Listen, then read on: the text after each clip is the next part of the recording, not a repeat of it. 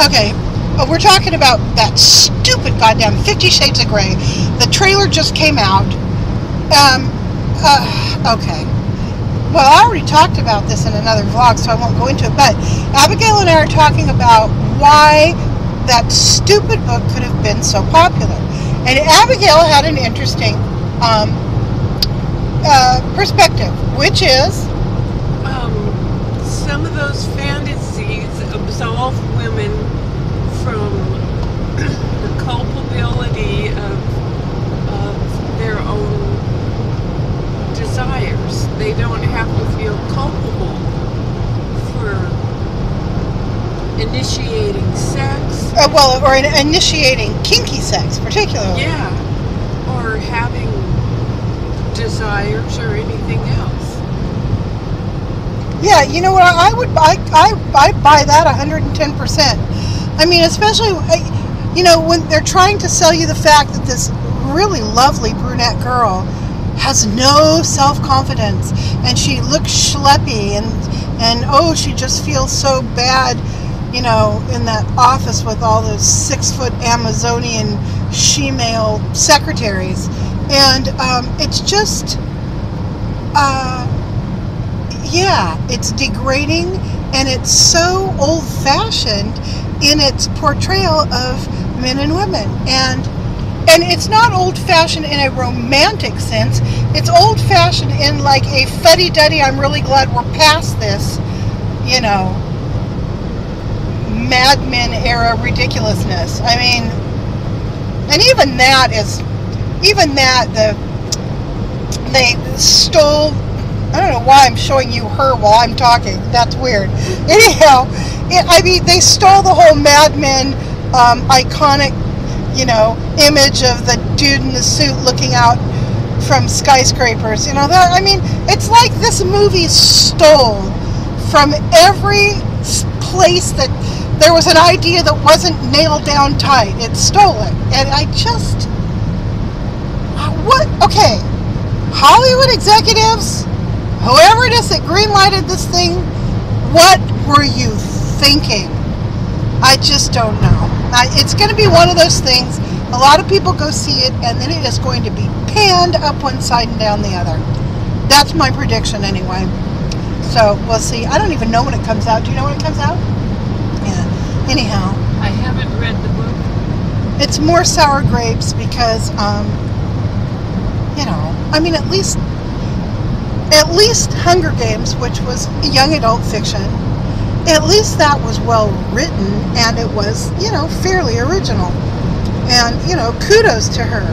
And, for that matter, I don't like Harry Potter books. I think they're stupid. But kudos to the Harry Potter lady, too, because her stuff was original and also young adult fiction and well written, even though I found it boring.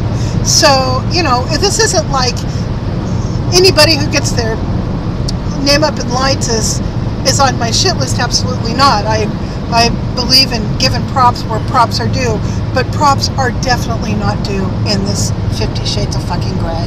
So, alright, well, now to show you where we are, we're still nowhere. Yep, we're in the middle of nowhere, California. There it is. Hey, look, there's people irrigating. I bet they're doing that illegally. Ooh, look at all the cruciferous vegetables. I see cauliflower. And I see something that I can't recognize. But it looks pretty.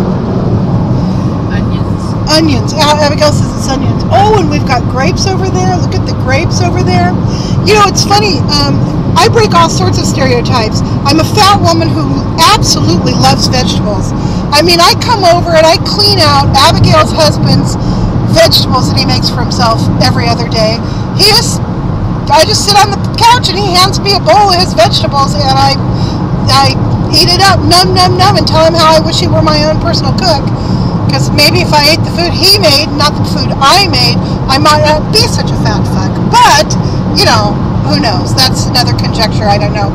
Oh, here's a beautiful California scene. Look at that pretty Western-style barn sitting in that lovely little spot next to the Greenfield sign. Isn't that pretty? part of what I love about California is the agriculture. It's just so neat. All right, I'm signing out for now.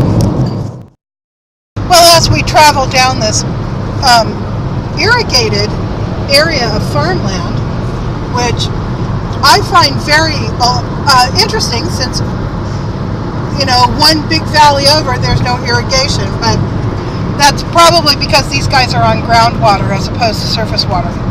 Anyhow, we're talking about the fact that Abigail and I are both Apocaloptimists, right? Right. And we are so because we realize that there's nothing we can do about global warming, climate change, the end of the world, the Ebola virus, whatever you want to bitch about today that's going to cause everything to come to an end. There's nothing we can do. But what we can do is go on a road trip occasionally with a loved one or two. We can eat a hamburger. We can have a milkshake.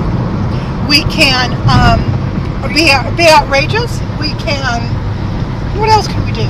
Recycle. We can recycle, whether it matters or not. We can still recycle. So yeah, I mean, Sew pretty clothes. we can sew pretty clothes, right? We can upcycle, which my whole life is an upcycle, it seems like. And we can just live our lives, because you know what? We have very short ones.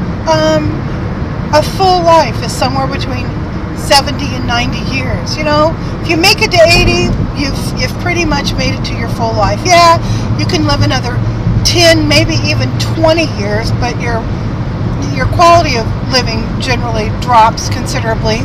Even if you are hale and hearty at 90, those last 10 years can be awful. I've seen it with a lot of my super aged family members as they go down. I'm running on 65. Yeah, and Abigail's running on 65. She's looking like a hot mama doing it, too.